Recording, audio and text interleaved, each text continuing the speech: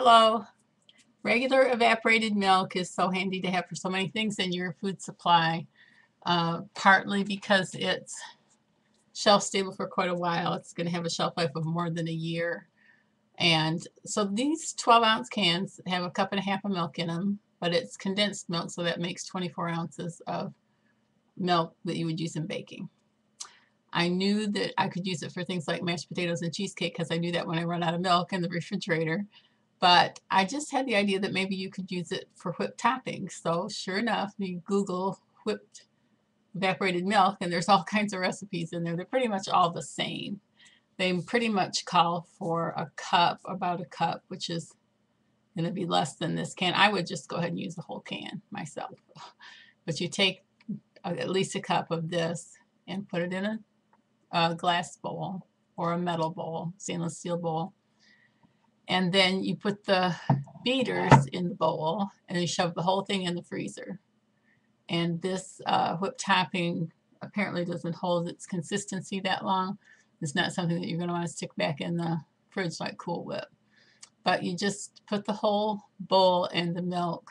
Don't dilute it. Use it full strength. And put that all in your freezer and let it stay until the outsides of the edges of the milk begin to form ice crystals. And at that point in time, which I haven't done it yet, but I will, and I'll probably show it to you on a video. At that point in time, then you add either a half of a cup or a quarter of a cup of powdered sugar according to your taste, and about a teaspoon of vanilla. The vanilla, I would think you could use a little more, a little less of, and you might want to use other flavorings. You might want to put almond or rum or maple or whatever you're in the mood for.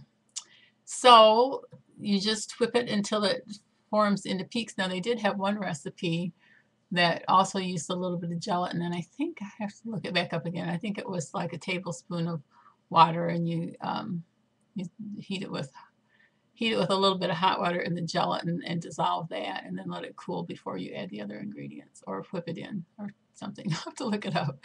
Anyways, a little bit of gelatin and a little bit of water, and it will help it hold the consistency better. Chances are, if you're going to put it over strawberries or blueberries or strawberry shortcake or what's the name of that stuff? Molasses cake with vanilla sauce in yesterday's video. I'm sorry, it's time for a nap again. I shouldn't make videos this time of day. If you're going to use it to top your molasses cake with vanilla sauce, chances are you're going to use it all up. But you wouldn't have to use the whole thing. I'm pretty sure you'd also be able to whip powdered whole milk, which again is hard to get your hands on. Some of that I do have some in storage. I'm so thankful I have it. You can Google that. There are places that carry it. It's not easy to find. But I'm pretty sure that you could make a whipped topping out of that without much trouble. In fact, I will probably be experimenting with this later in the summer and trying to do ice cream recipes with it, because I did buy another ice cream freezer at a garage sale, which is an excellent thing to have in your food storage. That's the end of this 3-minute and 33-second video.